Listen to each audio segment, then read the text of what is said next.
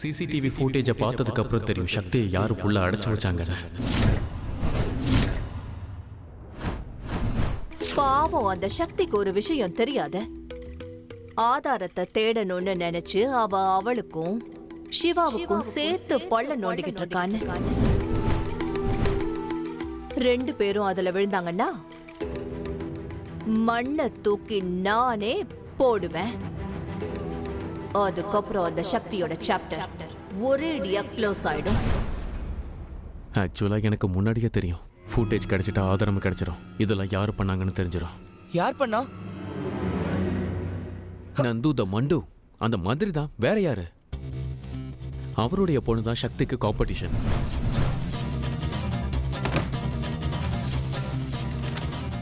அதனாலதான் அவளை அந்த ஸ்டோர் ரூம்ல அடைச்சு வச்சிருக்காரு.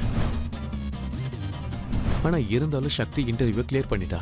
அதுக்கப்புறம் எங்க போட்டோவை பேப்பர்ல போட வச்சான். அதோட போலீஸ் ஸ்டேஷன்ல நடந்தது நீ தான் பாத்தீங்க. அவ எப்படி அந்த இன்ஸ்பெக்டருக்கு இன்ஸ்ட்ரக்ஷன் கொடுத்துட்டு இருந்தா பாத்தீங்களா? அடிக்கிற அடியில அவனுடைய ஹாஸ்பிட்டல்ல கூட அவனுக்கு வைத்தியம் நடக்க கூடாது. அது மட்டும் இல்ல, அந்த மந்திரியை தவிர இதெல்லாம் பண்ணி வேற யாருக்கு என்ன லாபம்? பாவம் சிவா, அந்த வீணா போன மந்திரிய தான் சந்தேகப்படுவான். அவனுக்கு தெரியாது அவனோட ரொம்ப பெரிய எதிரியே நான் தான்.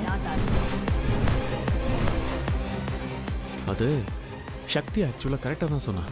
தெரியாத எதிரி ரொம்ப ஆபத்தானவங்க. தெரியாத எதிரி என்னைக்குமே ரொம்ப ஆபத்தானவன். அவனை பத்தின உண்மை எல்லாருக்கும் வெளிப்படையா தெரியறது தான் நல்லது. அப்புறம் சிவா சக்தியும் அந்த மந்திரியோட உண்மையான முகத்தை எல்லாரும் முன்னாடியும் கொண்டு வருவாங்க. நான் ஒரு வேலை பண்றேன். இந்த குட் நியூஸை நான் சக்திக்கு சொல்றேன். அட அண்ணா கொஞ்சம் எக்ஸைட்மெண்ட் ஸ்டாப் பண்ணுங்க. ரொம்ப பொங்கி வழியறீங்க. அது அப்படியே போன் வழியா சக்தி காதுல போயிட போகுது. எனக்கு ஏன் ரொம்ப எக்ஸைட்டடா இருக்குன்னா, என்னுடைய நம்ம ஃபேமிலியுடைய சக்தியுடைய குற்றவாளி எல்லாரும் முன்னாடியும் தெரிய போறோம். சிவாவும் சக்தியும் என்ன பத்தின உண்மையை தான் எல்லாரும் முன்னாடியும் கொண்டு வர போறோம்னு நினைச்சிட்டு இருக்காங்க. ஆனா அவங்களோட பேரழிவை நோக்கி தான் அவங்க போய்கிட்டு இருக்காங்கன்னு பாவம் அவங்களுக்கு தெரியாது. சரி, நீ திரும்ப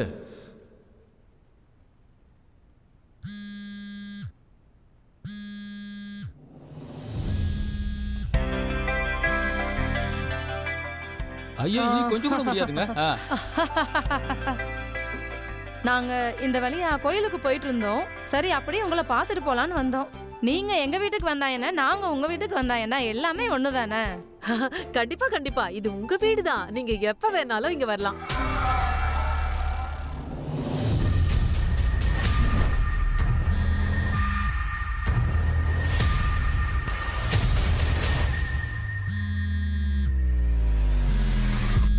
சக்தியே இப்ப போன் எடுக்க மாட்டேங்கிறா.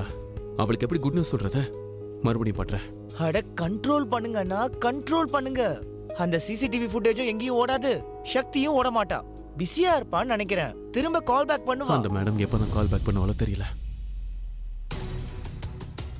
நான் சும்மா கிண்டலுக்கு தான் அப்படி பண்ணேன். நான் பொண்ணு பிடிக்கலன்னு சொல்ல சொன்னேன்ல, அது சும்மா விளையாட்டுக்கு சொன்னது. நாங்க 2 பேரும் சேர்ந்து பண்ண விளையாட்டு. ஆனா அதை நீங்க சீரியஸா எடுத்துக்கிட்டீங்க.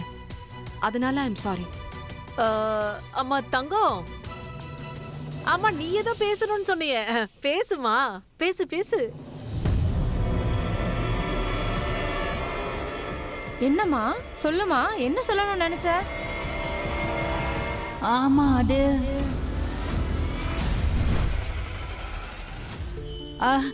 இருங்க, சமோசா தீந்து போச்சு. நான் போய் கொண்டு வரேன். அட வெக்கம் வந்துருச்சு அவளுக்கு. நான் தான் உங்களுக்கு முன்னாடியே சொன்னேன்ல, ரொம்ப ரொம்ப வெக்கப்படுவாவ. என்ன பொறுத்த வரைக்கும் ஒரு பொண்ணோட அழகே அவ வெக்கப்படுறதுதான். எல்லாம் இங்க கரெக்டா போயிட்டு இருக்கு. ஆனா இவ எதுவும் பிரச்சனை பண்ணாம இருந்தா சரி. கடவுளே, இவ கொஞ்ச நேரம் பேசாம இருக்கணும். பைத்தியக்காரி.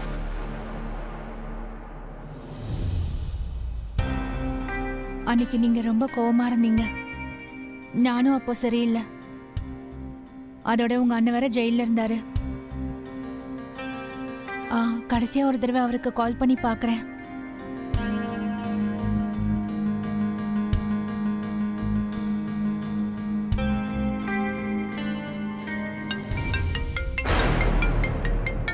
இந்த சக்தி எதுக்கு இப்ப எனக்கு கால் பண்றா? ஹலோ, நீ ஏன் கால் பண்ண?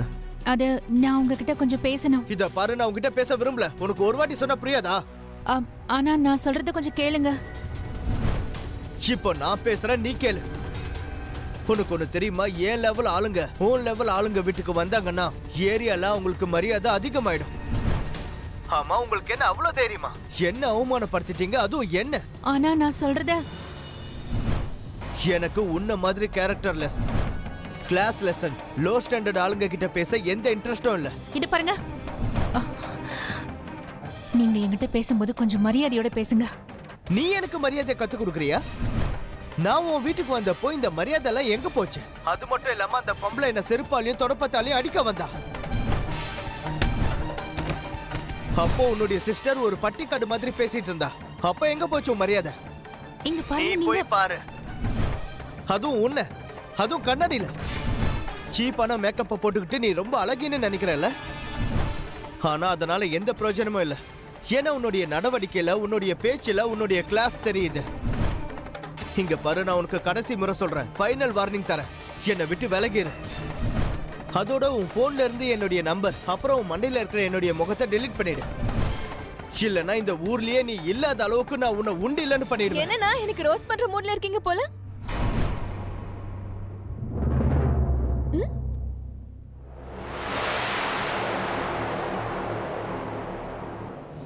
யார் எப்படி தேடிட்டு இருந்தீங்க? அவதான் லூசர், திமிரு புடிச்ச சக்தி. அட, இதுக்கு முன்னாடியே நம்ம சிவானந்த் கூட அவ கூத்தடிச்சிட்டு சுத்திட்டு இருந்தா.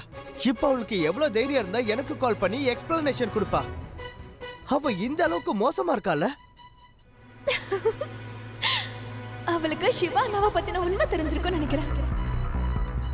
தப்பான ஆளை கட்டி பிடிச்சிட்டோன்னு இப்பதான் அவ ரியலைஸ் பண்ணுவா. ஆனா நீங்க பல மடங்கு சிவா அண்ணனை விட பெட்டர். இல்ல கோயில், I am not better. I am the best. அவருக்கு என் மேல எந்த அக்கறையும் இல்லைங்கிறப்ப நான் ஒண்ணு அவர் கூட உறவு கொண்டாடணும்னு அலையில.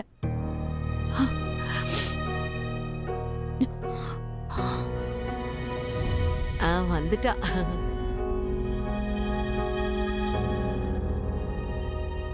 தங்கம், நீ ஏதோ சொல்லணும்னு நினைச்சல, வெக்கப்படாம விஷயத்த சொல்லு. அது வந்து நான் இவரை எப்ப பார்த்தனோ என் கனவு உலக ராஜகுமாரி இவர் தானே தெரிஞ்சிருச்சு. அவர் பேசின சில பேச்சை வச்சே நான் தெரிஞ்சுக்கிட்டேன் இந்த உறவை ரொம்ப தூரம் நீடிக்கும்னு தோணுச்சு. அதனாலதான் நான் இவரை கல்யாணம் பண்ணிக்க தயாரானேன்.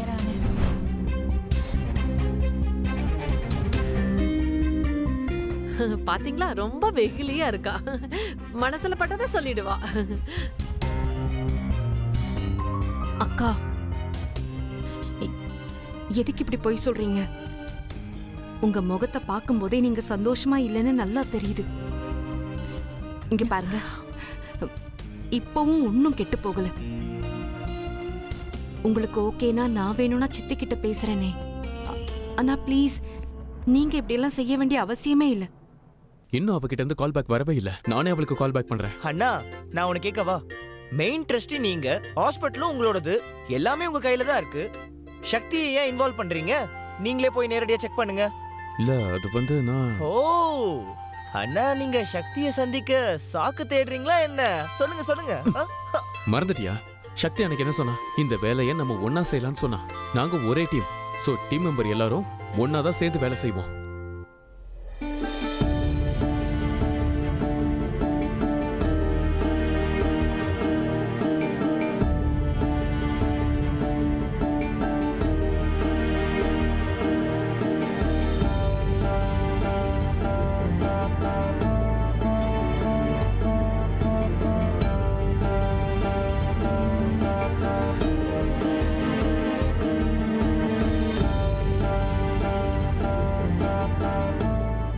நல்லா இரு.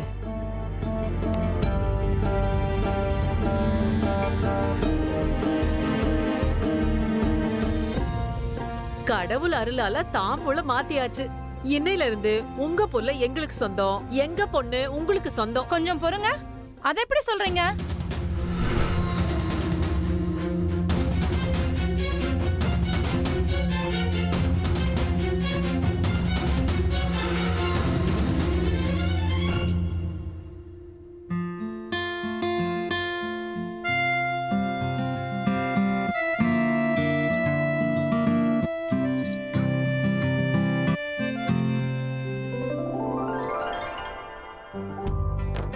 இனிமே இவ எங்க வீட்டு பொண்ணு. பூ கொடுத்து முடிவு பண்ணிட்டோம். நீ நல்லா இருப்பமா? கண்டிப்பா. ஏங்க நின்னுட்டு இருக்கீங்க? சீக்கிரம் வாங்க, டக்குன்னு ஜாதகத்தை எடுத்துட்டு வந்து பாத்துருங்க. இப்பவே போய் கொண்டு வர.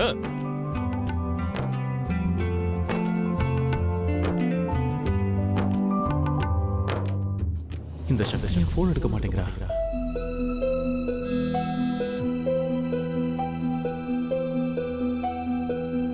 அடேங்கப்பா, சரியா 7 நாள் கழிச்சு ரொம்ப நல்ல முகூர்த்தம் இருக்கு. அப்படி சொல்லுங்க. ஏ தங்கம், இன்னும் 7 நாள்ல என் தங்கத்துக்கு கல்யாணம் நடக்க போகுது. புகுந்த வீட்டுக்கு போறா. 7 நாளா? சக்தி ஏதாவது பிரச்சனை பண்றதுக்கு முன்னாடி அவ வாயில ஏதாவது ஸ்வீட்டை திணிச்சே ஆகணும். சித்தி, ஆனா 7 நாள்ல எல்லா ஏற்பாடும் எப்படி செய்ய முடியும்? நீ வா வா, நிறைய வேலை இருக்கு, இங்க வா. சித்தி, சொன்னா புரிஞ்சுக்கோங்க, இது அக்காவோட வாழ்க்கை பிரச்சனை.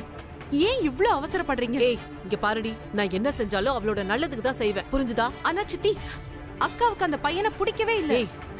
நான் உன்கிட்ட ஒண்ணு சொல்லட்டுமா? இந்த பேப்பர்ல போட்டோ வந்த பிரச்சனை இருக்கே, அதுக்கப்புறம் நமக்கு இந்த தகுதியே கிடையாது. அதுவும் பையனை பிடிச்சிருக்கு பிடிக்கலன்னு சொல்றதுக்கு நம்ம கிட்ட எந்த வாய்ப்பு கிடையாது.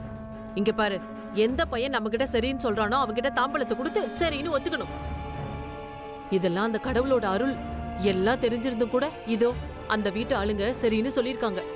எல்லாம் நல்லபடியா போயிட்டு இருக்கு. நீ குறுக்க பேசி கெடுத்துறாத, சரியா? ஆனா சித்தி, இங்க பாரு, நீதான் பார்த்தல, என் புள்ளையே இன்னைக்கு மனசாரோ சரின்னு சொல்லிருக்கா, புரியுதா?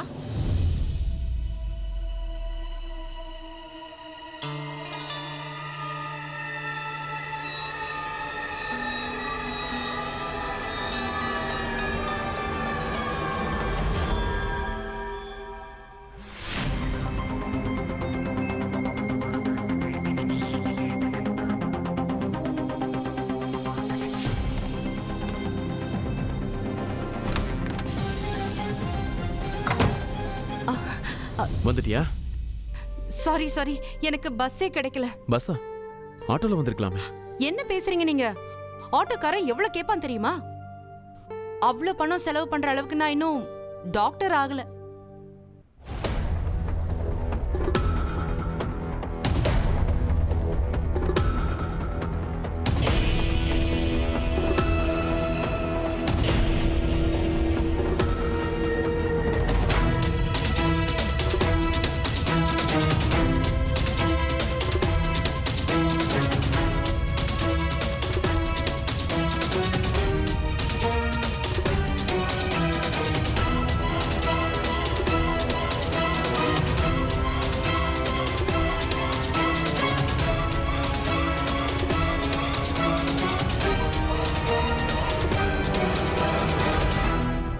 சிவனே, இவருக்கு கத்து கொடுங்க. எந்த சிவா? இந்த சிவாவா? இல்ல, அந்த சிவன். அது சரி, அந்த சிவாவா? நான் இந்த சிவான்னு நினைச்சேன். இல்ல.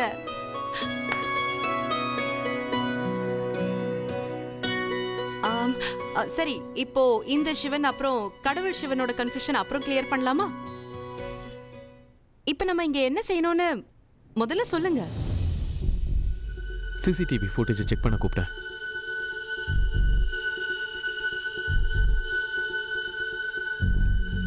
அப்போ யாருக்கு வெயிட் பண்றோம்? கெஸ்ட் ஆஃப் ஆனருக்கு தான். அதாவது உங்களுக்காக தான். நீங்க தான் வந்துட்டீங்கல்ல, ஷோவை ஆரம்பிக்கலாம். அப்புறம் ஏன் லேட் பண்ணணும்? உட்காரு.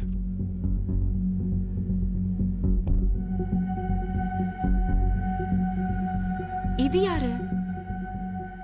கதவுக்கு வெளியில நின்னுட்டு இருந்த நர்ஸ் தான் அவ. அவ எதுக்காகவும் நின்னுட்டு இருந்த மாதிரி தெரிஞ்சது. உன்கிட்ட பேசிக்கிட்டு நான் முன்னாடி போயிட்டேன். சரி, அப்போ ரீவைண்ட் பண்ணுங்க.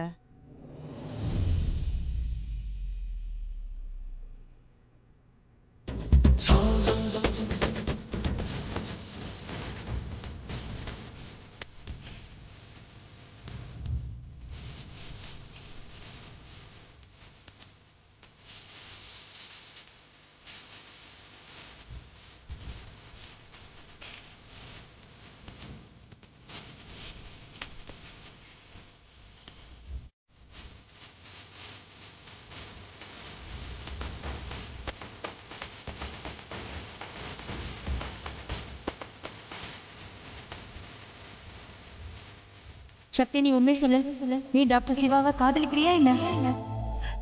சக்தி நீ பைத்தியம் ஆயிட்ட. இந்த நோய் இப்பதான் இருக்கா இல்ல சின்ன வயசுல இருந்து இருக்கா? எந்த நோய்? இந்தோ தனியா பேசுறது. டோன்ட் வரி, அது எனக்கும் இருக்கு. சோ பார்ட்னர், குற்றவாளியை பிடிக்க ரெடியா? Yes partner. நீங்க எவ்வளவு பியூரா இருக்கீங்க டாக்டர் சிவா. உங்களுக்கு எதுவுமே தெரியல. எதிரி ஒன்னும் வெளியால் இல்ல, உங்களோட சொந்தமே தான். என்ன சொன்ன?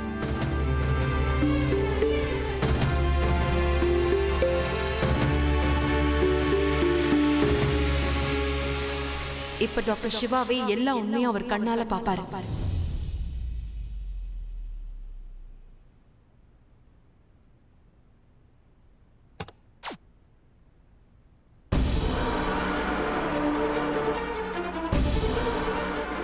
என்ன மரியாதை இல்லாம? மரியாதை இல்லாம இல்ல சார், இது புரோட்டோகால். இங்க பாருங்க சார், நீங்க புதுசுன்னு நினைக்கிறேன், அதான் உங்களுக்கு தெரியல. நான் இந்த ஹாஸ்பிட்டலோடைய தெரியும் சார், நீங்க யாருன்னு எனக்கு தெரியும்.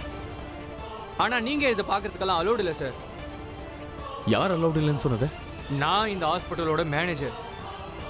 நீங்க மேனேஜர்னா நான் இந்த ஹாஸ்பிட்டலோடைய மேனேஜிங் டைரக்டர். அதெல்லாம் எனக்கு தெரியாது சார். எனக்கு இந்த ஜாபை போர்ட் ஆஃப் டைரக்டர் தான் தந்தாரு. அதனால எதுவா இருந்தாலும் அங்க சொல்லுங்க. இப்போ நீங்க கிளம்பலாம். இது கண்டிப்பா அந்த மந்திர ஆண்டி செஞ்ச வேலை தான். சக்தி, இவர் புதுசுங்கிறதுனால எதுவும் தெரியலன்னு நினைக்கிறேன். நான் இவர்கிட்ட எதுவும் பேச விரும்பல. நான் சித்திக்கு கால் பண்றேன். ஃபோன் பண்ண வேண்டிய அவசியமே இல்லை சார். உங்க சித்தி கான்ஃபரன்ஸ் ஹாலில் உங்க அப்பா கூட இருக்காங்க. அங்க உங்களுக்காக நிறைய பேர் காத்துட்டு இருக்காங்க. ப்ளீஸ் அங்க போங்க.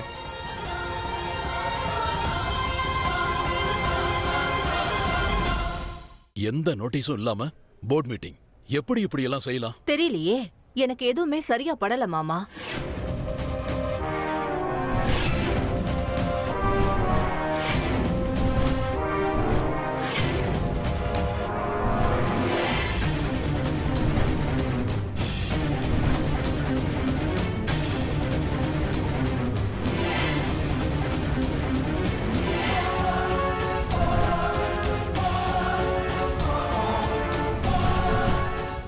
இந்த பொண்ணு மறுபடியும் இங்க வந்துட்டாளா?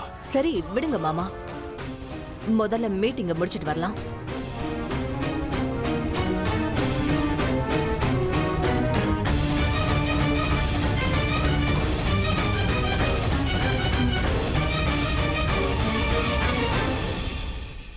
சிவா இங்க பாரு, போலாமா?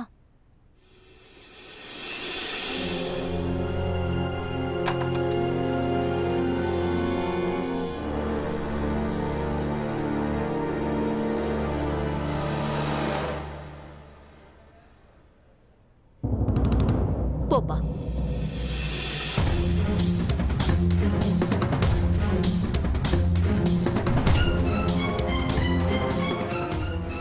இவங்க ஏதோ பெரிய விளையாட்டை விளையாட போற மாதிரி எனக்கே தோணுது.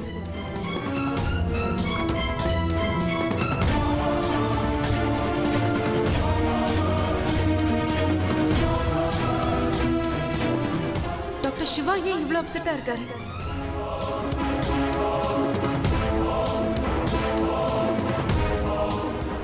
இங்க எல்லாமே தப்பா நடக்குது. உள்ள என்ன நடக்குது? இப்பொழுது நமக்கு வந்துள்ள முக்கிய செய்தி, ராதா மற்றும் மோகன் பற்றிய செய்தி.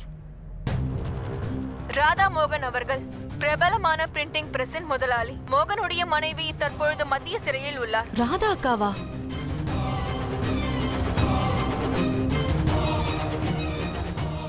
கொஞ்சம் வால்யூம் இன்க்ரீஸ் பண்ணுங்களேன்.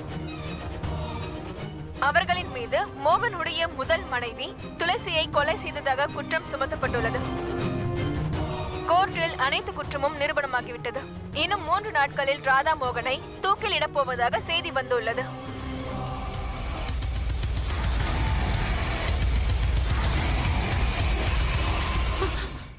ராதா அக்காவுக்கு தூக்கா? இல்ல, அப்படி நடக்க கூடாது.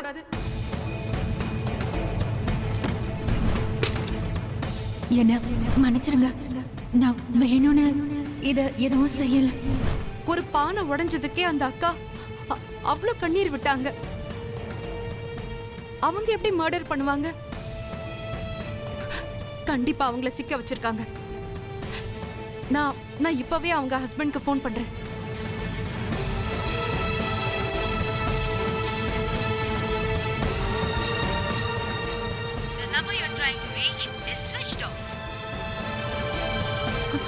போன் ஸ்விட்ச் ஆஃப்னு வருதே. கண்டிப்பா ஏதோ ஒரு குழப்பம் நடந்திருக்கு. நான் ராதா அக்கா கிட்ட போயே ஆகணும். இப்ப கண்டிப்பா நான் அவங்களுக்கு தேவை.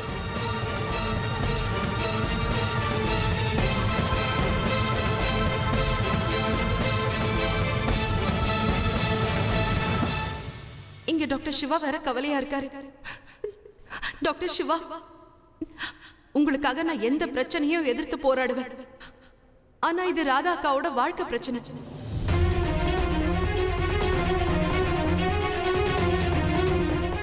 சாரி டாக்டர் சிவா, என்ன மன்னிச்சிருங்க. சிவசக்தி டீம் என்னைக்கும் உடையாது, நான் உடையவும் விட மாட்டேன். ஆனா இப்ப நான் போயே ஆகணும். இல்லனா ஒரு நிரபராதிக்கு தண்டனை கிடைச்சிடும். எனக்கு நல்லா தெரியும், ஒரு நிரபராதிக்கு தண்டனை கிடைக்கிறத நீங்க கூட விரும்ப மாட்டீங்க.